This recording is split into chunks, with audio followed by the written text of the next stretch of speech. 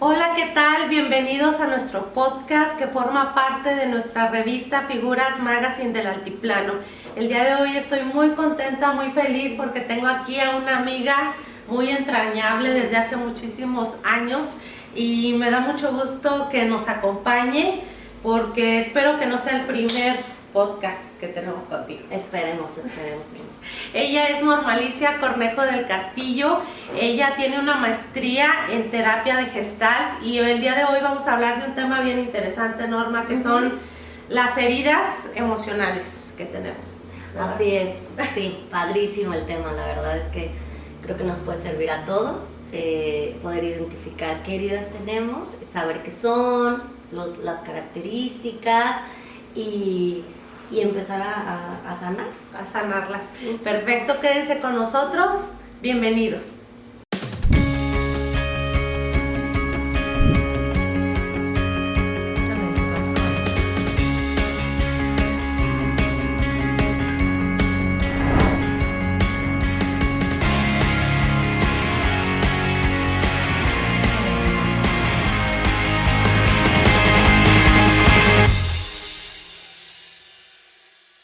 Muy bien, muchachos, pues este podcast va a ser muy interesante. La mayoría de nosotros, desafortunadamente, Norma, venimos de familias un tanto disfuncionales.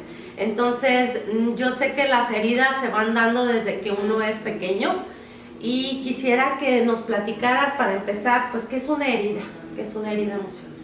Sí, efectivamente, las heridas emocionales se conciben desde nuestra primera infancia, o sea, puede ser inclusive desde la concepción hasta los 6, 7 años de edad. Entonces, las heridas emocionales, precisamente como su nombre lo dice, son lesiones afectivas que se van generando, o ya sea a raíz de un pasado que forma parte de una infancia traumática, complicada, o inclusive de una distorsión que nosotros generamos como niños de alguna realidad, y entonces empezamos a intentar sobrevivir esas dificultades en la infancia porque ya se generaron algunas lesiones, y a cada herida lo interesante aquí es que corresponde una máscara. Entonces nosotros tenemos heridas y vamos enfrentando la vida, creciendo, interactuando con nuestras relaciones personales y reproduciéndonos y gestionando nuestra vida adulta con estas máscaras que nos sirven para protegernos de las heridas que se generaron en esa pequeña infancia, en esa temprana infancia. Entonces está muy ligada este tipo de heridas a lo que es nuestro yo interior, a nuestro niño interior. Sí, eso definitivamente es nuestra primera infancia, y generalmente no es que somos conscientes de que tengamos estas heridas, precisamente porque fue en una edad súper temprana. Entonces son muy inconscientes. Sin embargo, hay estudios y hay bibliografía que nos pueden ir orientando en esta parte de cuáles son las principales características, cuáles son esas heridas, cuáles son las máscaras que utilizamos para precisamente protegernos de estas heridas, que nos pueden ayudar muchísimo a identificar, tengo esta herida, uso esta máscara, son estas mis características para relacionarme. Ok, Norma, entonces están ligadas obviamente a nuestro yo, a nuestro niño interior, esas heridas.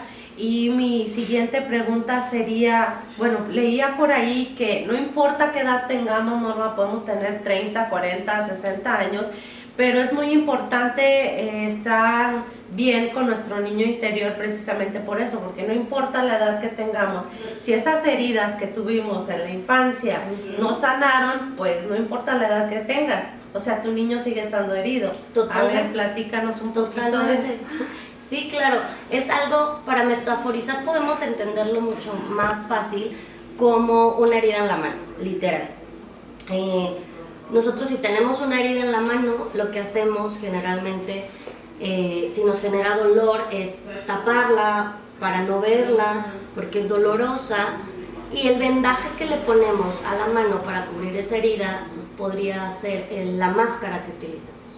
Y entonces en la edad adulta es más sencillo identificarlo. Si alguien con mucho cariño nos toma de la mano, lo que vamos a decir si tenemos esta herida, por más que exista la venda, es me lastimas, me estás lastimando. Y la realidad es que el otro no te está lastimando. La herida es nuestra y lo único que está haciendo es tocando la herida. Entonces, eso es lo que sucede. Sin embargo, como tenemos diferentes mecanismos para no verla, nos gusta culpar al otro de las heridas o del dolor. Sin embargo, pues es nuestra responsabilidad atender nuestras heridas. Ok, tienes toda la razón. Eso quiere decir que esas heridas que tuvimos en el pasado van a formar parte de nuestra realidad hoy en día, y obviamente van a tener mucho que ver en la realidad que vivimos, que experimentamos con nuestra familia, nuestros amigos, nuestras amistades. Sí, nuestras parejas, nuestro papá, nuestra mamá, todas nuestras relaciones interpersonales, trabajos. Lo único que hacen cuando nos relacionamos es precisamente pues ser los espejos que nos digan, aquí está una herida. Ok, y estas, estas heridas que tú nos estás comentando ahorita, me imagino que hay diferentes tipos de heridas.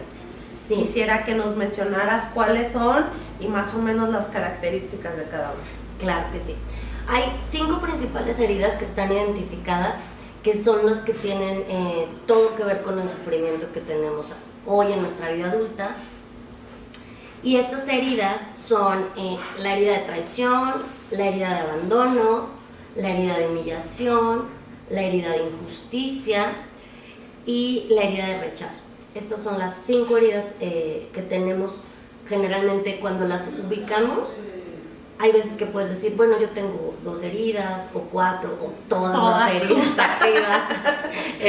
Sin embargo, no somos conscientes de que las tenemos y para cada una, digamos que hay una máscara, como te comentaba, y hay ciertas características que podemos conocer para decir, ok, traigo herida de abandono, o tengo herida de humillación, o tengo herida de rechazo, como para poder voltearla a ver y hacerla consciente, porque generalmente no es que seamos conscientes precisamente por el espacio y tiempo en el que se generaron.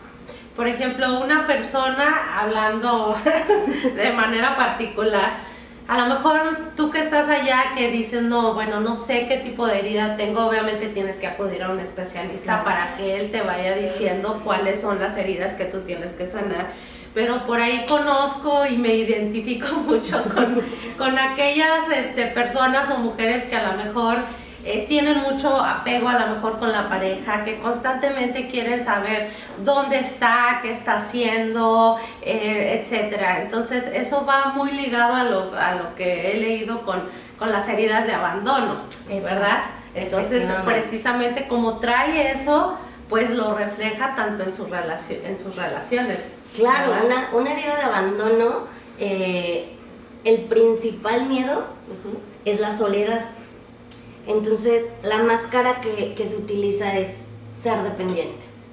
Y para poder identificarnos en cuáles son algunas de las principales características de una persona que tiene herida de abandono, es precisamente pues le aterra estar solo, le aterra sentirse solo o reconocerse solo, busca atención constantemente y busca también mucho apoyo de su entorno, el sentirse apoyado por el entorno.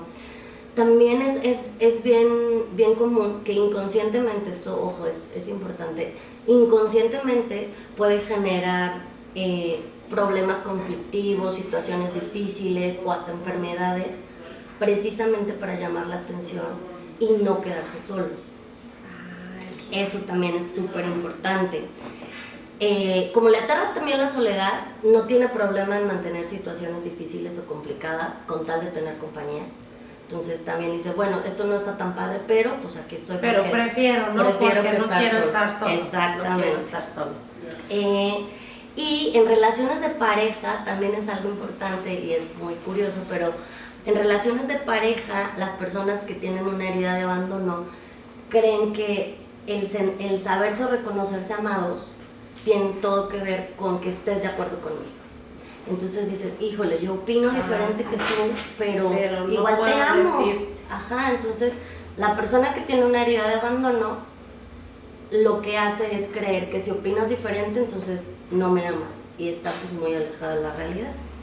Híjole, es que ya cuando nos adentramos en cada una de estas heridas, vamos por ahí ubicando 1, 2 o 3 personas o amigos que dices, con razón esta persona es así, ¿no? A lo mejor alguna característica de la personalidad que tendría, no sé, otro tipo de herida, Norma. Por ejemplo, la herida de humillación a mí me parece súper interesante, porque la herida de humillación, su gran miedo es la libertad.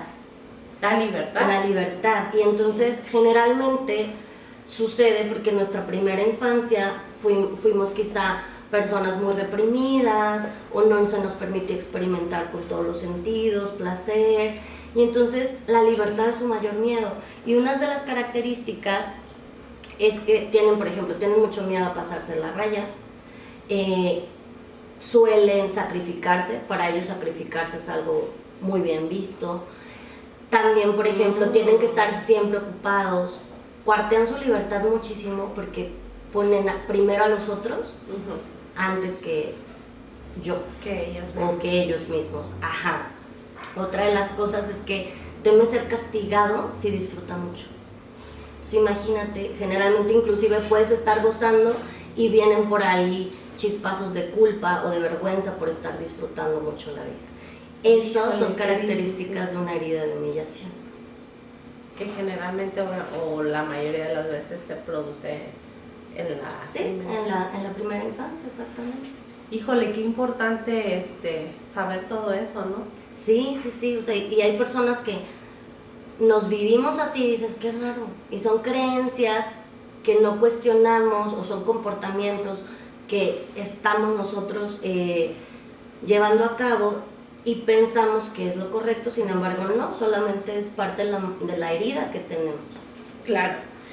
Ok, y quisiera, bueno, ahorita que ya nos platicaste un poquito sobre las heridas, en qué etapa se dan y que no importa qué edad tengamos, así tengamos 50, 60 años, es muy importante sanarlas debido a que forman parte de nuestro presente. Yo quisiera que ahora a las personas que nos están viendo, no sé, nos dijeras cómo poder detectarlas o poder hacer algún ejercicio que nos pueda ayudar a concientizarnos un poquito más sobre esto.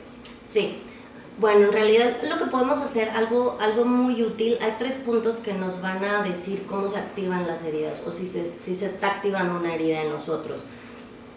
Y el primero y el ejercicio más importante realmente es darnos cuenta qué es lo que nos molesta de los otros, porque lo que están haciendo es únicamente mostrarnos la herida, que era lo que platicábamos al principio, que es tomarnos la mano y creer que nos lastima. Entonces, ¿qué comportamientos, qué actitudes, qué aspectos o qué rasgos de los otros nos molestan? Y ahí poder decir, ok, por ejemplo, una de las características o una de las máscaras de una de las heridas es ser controlador. Y entonces, ¿qué sucede cuando no lo tengo todo bajo control? Entonces, si hay alguien que nos pone en esta situación de no, yo no puedo tener bajo control esto y me molesta, darnos cuenta y decir, ok, esto puede ser una herida. Esa es una.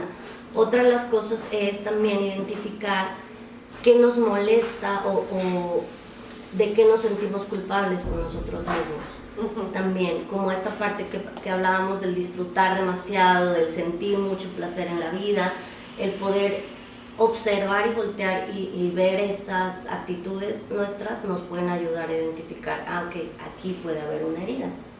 Muy bien. Y finalmente, ¿de qué te sientes culpable de herir a otros, por ejemplo? Hay muchas cosas en las que dices, híjole, ¿qué van a decir si digo esto? ¿O qué van a pensar si hago aquello? Entonces, también identificar esos momentos de culpabilidad para poder darnos cuenta si hay por ahí una herida. Ok, entonces todas estas cosas que nos acabas de mencionar son bien importantes, hacer ese análisis, ¿verdad? De nosotros, de nuestras actitudes, de lo que nos molesta a nosotros, de lo que a veces no queremos decirle a los demás también. Ajá. Y cómo nos tratamos. Cómo nos tratamos a nosotros mismos. Exacto. Entonces, muy bien, Norma. ¿Cómo se curan estas heridas? O sea, pues realmente lo principal es ser capaces de voltear a ver las heridas. okay. Generalmente nosotros como seres humanos tratamos bajo todas las maneras de no sentir dolor, entonces bloqueamos memorias de dolor y pues sentir las heridas y ni siquiera verlas es complicado. Entonces el hecho de voltear a ver las heridas nos va a ayudar muchísimo, es un avance súper importante y es también muy enriquecedor y es muy valiente el tomar la decisión de llevar un acompañamiento terapéutico precisamente para poder ir trabajando dentro de nuestro proceso personal el sanar todas estas heridas, porque el hecho de poder sanar las heridas nos va a llevar a grandes beneficios. Por ejemplo, toda la energía que nosotros consumimos día a día en ocultar las heridas, en ponernos la máscara, en actuar de cierta forma que no tiene que ver con nosotros, sino es por protección, va a estar disponible ya para una energía vital de desarrollo y de creación de una vida que realmente queremos tener. Entonces es padrísimo poder trabajarlo para justo recuperar nuestra energía vital y decir, ya no tengo que protegerme, ya no tengo que defenderme. Y recordar también, creo que es bien importante recordar que no somos nuestras heridas, a final de cuentas. El hecho de poder sanarlas nos va a volver más compasivos con nosotros mismos, mucho más compasivos con nuestros padres, porque generalmente ellos también traen nuestras mismas heridas. Sí. Y poder justamente cambiar nuestra percepción de cómo vemos las cosas. Claro, Norma. Pues te agradezco mucho. Yo sé que este tema es muy, muy amplio. Sí. Muy amplio y podemos a lo mejor tener una segunda parte para platicarlo más a fondo. Pero creo que lo que tú nos has planteado ahorita es de mucha... es algo muy positivo para las personas que nos pueden estar viendo ahí en su casa o donde nos estén viendo. ¿Por qué? Porque como tú dices, a veces ni siquiera nos damos cuenta que tenemos esas heridas y así vivimos y gastamos nuestra energía viviendo algo que quizá pues no estamos conformes, no somos felices. Exacto. ¿Verdad? Exacto. Entonces, yo creo que primero, como nos comentabas ahorita, tenemos que aprender a vivir con uno mismo, la relación que uno tiene con uno, con su yo interior, su niño interior, es algo que siempre va a estar ahí. Claro. Entonces hay que nutrir esa relación, hay que sanar con terapeutas, en este caso como tú o como los que nos escuchan allá arriba, los que nos escuchan allá donde ustedes están. Pues ese es el objetivo del podcast, Norma. Si a alguien le toca la información y puede cambiar algo en su estilo de vida, en su manera de estar y de estar mejor, de ser felices, pues ese es el objetivo. ¿Sí? ¿Algo más que quieras agregar para las personas que nos escuchan? Pues bueno, espero que realmente sea algo que les pueda ayudar. El hecho justo esto que les comentaba, de reconocer que no somos nuestras heridas, que podemos trabajar en ellas volteándolas a ver y que requiere valor realmente el poder voltear a ver una herida y conocernos más y empezar un proceso es sumamente enriquecedor para que puedan tomar esa decisión. También se requiere valentía y pues bueno, la verdad es una decisión que vale toda la pena del mundo. Muchas gracias, Norma. Gracias a los que nos están escuchando y viendo. Mi nombre es Silvia de León. Nos vemos en el próximo podcast. Hasta la próxima.